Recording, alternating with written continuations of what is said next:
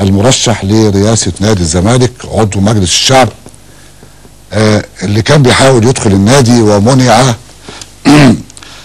بواسطة بودي جاردات او رجال الامن، او يعني بيقول انه كان داخل معاه ناس ما هماش اعضاء.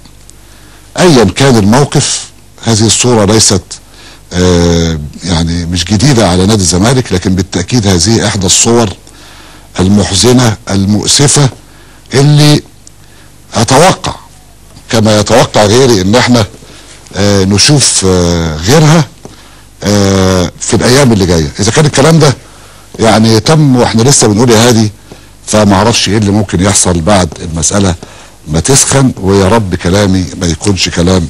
طلب رد المحكمه وتحويل القضيه الى دائره اخرى، وهو الطلب الذي تقدم به محامي نادي الزمالك.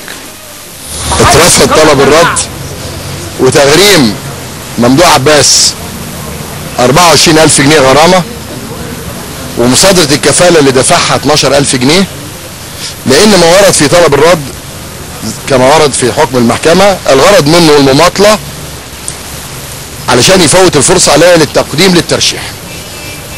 وده درس مش لممدوح عباس، درس الحسن صار اللي جاب ممدوح عباس. وعيب ان حسن صار وممدوح عباس يردوا المحاكم، لان المفروض هو ده راجل متعين وده الدولة، وده كيان محترم في الدولة اسمه مجلس الدولة. انتقد مرتضى منصور احوال نادي الزمالك سواء كانت رياضية او على مستوى الانشاءات. ربنا يستر يا جماعة على نادي الزمالك ويستر على فريق نادي الزمالك. والنهارده انا قاري عمرو زكي بيقول له هديك 10 مليون جنيه وخليك، مش ده عمرو زكي اللي مرتضى جايبه؟ طب لما اديله 10 مليون جنيه الشيكابالا ياخد كام؟ وبقيه الفريق ده انت بتعمل فتنه في الفريق، وفي رئيس نادي يقعد يعيط قدام لاعب ويقول له عشان خاطري خليك لغايه الانتخابات عشان لو مش هتحصد.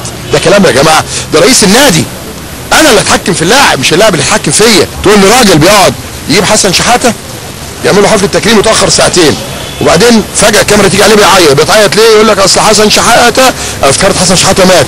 يا عم ممدوح بيتعيط ليه؟ يقول لك حسن شحاته مات، ما هو جنبك. يقول لك حسن شحاته راجل قاعد يضحك. وبعدين عمل جنينه محمد لطيف اللي انا عاملها وجاب شويه زرع حطهم ب 10,000 جنيه.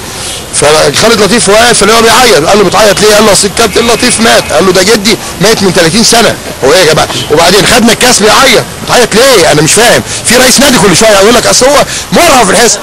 اكد مرتضى منصور على انه في حاله الحكم في صالحه في الجلسه المزمع عقدها في الاول من يوليو القادم، انه سوف يتخذ الاجراءات اللازمه بشان احقيته في التقدم لانتخابات مجلس اداره نادي الزمالك، خاصه عقد منع دخول اوراق ترشيحه النادي. عمرو سيف اليزل، القاهره اليوم.